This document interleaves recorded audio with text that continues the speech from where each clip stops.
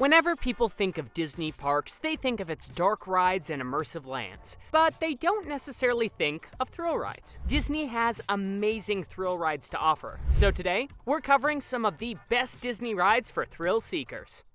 Raging Spirits, Tokyo Disney Sea. The first roller coaster at Tokyo Disney Sea was opened on July 21st, 2005. This ride is full of curves, climbs, drops, and has a 360-degree loop. Imagineers used the Emperor's New Groove movie for inspiration for some of the visual storytelling and iconography of the ride. That's why the template, meant to look like an ancient Peruvian altar, is rich with detail and stunning architecture that looks fittingly ancient. The story of the ride is that a group of explorers were wandering around a jungle when one day they stumbled upon a 5,000-year-old site, one with idols, a large temple, and two altars, one of fire, one of water. The explorers were not archaeologists, and during their excavation, they made a few mistakes. When they were reconstructing the altar of water, they decided to install the last piece of the water god's head backwards so it faced the fire god. This made the two gods very angry and resulted in an ancient battle between fire and water. Cauldrons erupting with fire and water spewing out of idols are just some of the examples of the battle we get to see while riding this coaster. Not only is the ride fun and the theming is well done, but it is also connected to the Society of Adventurers and Explorers. Tron Lightcycle Power Run, Shanghai Disneyland. One of Shanghai Disney's highlights is definitely Tron Lightcycle Power Run, which opened on June 16, 2016, along with the park. This technological marvel is considered one of the best Disney roller coasters up to now. The ride's amazing experience begins as soon as we enter Tomorrowland. We can see the huge structure that houses the roller coaster lighting up with different colors. Even before we go into the queue, we can see the light cycles burst into the canopy. Based on the Tron Legacy series, the attraction takes us on a ride through the grid on our own light cycles. These motorbike-style vehicles were created to specialize in individual rider experience. When aboard the ride vehicle, riders lean forward and grip a set of handlebars, and a pad situated behind the seat secures them in place. The queue begins in a darkened hallway of pulsing lights, before guests are led into a very small pre-show room, facing glowing floor-to-ceiling display panels where we can see blue hexagons moving until suddenly, the screen turns transparent, and we see that we are in the balcony overlooking the launch area where a train of light cycles blasts away beneath us. We keep walking until we reach the front of the line and board the light cycles. Flashing blue arrows guide our train forward. It turns and aligns with the launch area we'd seen before from overhead, and we go off into the grid. The ride blasts from 0 to 60 miles per hour, making it the fastest Disney roller coaster, and races towards the outside world to the upload circuit. The train levels out high up into the canopy and enters a darkened tunnel, turning into a show building. Passing under a recognizer, it dives into the grid, a digital pulsating world of shapes and sounds. Just like in the Tron universe, we'll be racing against an orange enemy. There are many drops and twists through glowing neon obstacles, and keep going until we're propelled into another projection tunnel, just as the orange light cycles lose control, smashing to digital bits and falling around us via fragmented mirrors. A tunnel of pulsating circuits signals our deceleration as the world around us powers down. The trains continue ahead in darkness and silence for a moment, until their triumphant blue hue returns, illuminating a final victorious hall of mirrors. This is an amazing ride. Pretty different to what we've seen before, and we're so excited that it's also coming to Magic Kingdom after years and years of waiting. It's highly likely that Disney will announce the opening date or time frame in September 2022, but who knows? Journey to the Center of the Earth, Tokyo Disney Sea. Journey to the Center of the Earth was originally planned to be a free-fall type ride for Discovery Mountain, the original plans of Discoveryland. But due to budget cuts, Discovery Mountain was turned into Discoveryland, and Journey to the Center of the Earth was never constructed at Disneyland Paris. But, as we know, Disney doesn't cancel projects. They save them and use them when the time is right. And the time was right when Tokyo Disney Sea was being planned. A land called Mysterious Island was being created, and this land would be based on Jules Verne novels. Located inside Mount Prometheus, there are two main rides, a dark ride based on the 20,000 Leagues Under the Sea novel, and Journey to the Center of the Earth, where we're shown Captain Nemo's current base and laboratory. We travel through the mountain caverns until we reach the Terravators, which take us to the facility's base station. Then we board the mine vehicles that will take us deep into the Earth, through many scenes inspired by Jules Verne's novel. We see a cavern of colorful, glowing crystals, a giant mushroom forest, and subterranean seas. But before we can continue with our journey,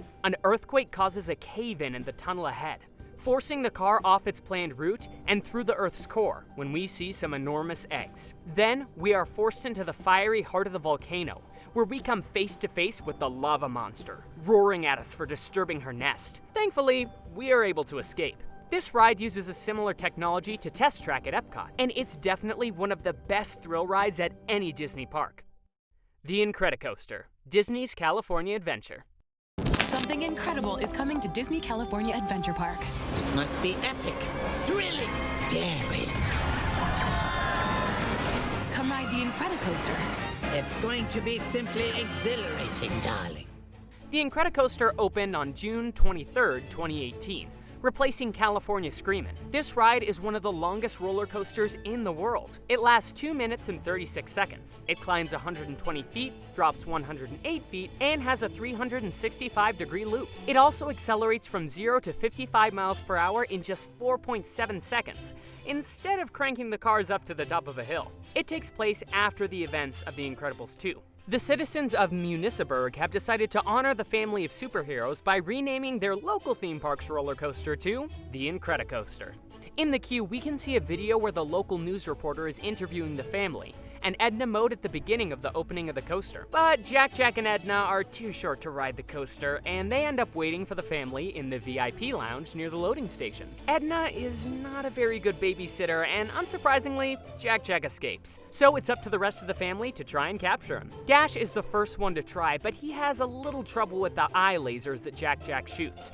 Next, it's Elastigirl's turn. She tries at the second tunnel to use her stretching powers to grab Jack while he is phasing in and out of the tunnel wall, but doesn't succeed. Mr. Incredible has used his super strength to smash through the wall and is trying to catch Jack by offering him a cookie, but that doesn't work either. So it's up to Violet now, but Jack sets the third tunnel ablaze with his fire powers, and makes her put an invisible force field around the tunnel to put out the flames and keep the riders safe. Things get worse when Jack begins to use his ability to multiply, and dozens of Jack-Jacks begin popping up everywhere. Thankfully, Jack makes it back to the station safely. He returns to Edna in his giant form, trashing most of the lounge, and Edna gives him a cookie, so he calms down. The ride is awesome, but it's even better at night. Guardians of the Galaxy Mission Breakout, California Adventure. Blah, blah, blah. Hey, name's Rocket, and I need your help. The Collector has trapped my friends, the Guardians of the Galaxy, in his weird freak show. Check it out. This is the joint we're in, and we need you to help us break out. Got it? Good. Now move it! I gotta go.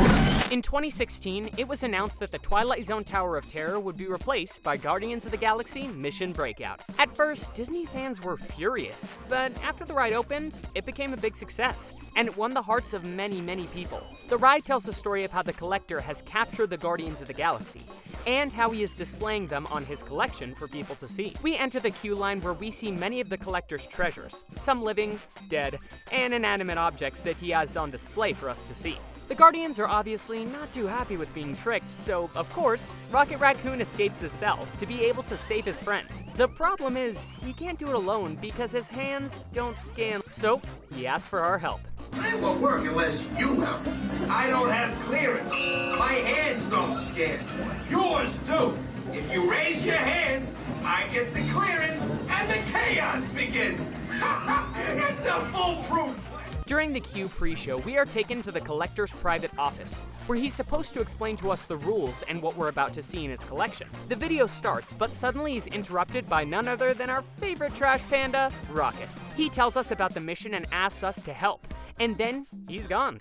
This is an amazing animatronic, and part of what makes this ride so amazing. We enter the gantry lift that's supposed to take us to see the Guardians when Rocket unplugs the system and inserts Quill's Walkman, and one of 6 songs starts playing. When Rocket unplugs you and starts things right.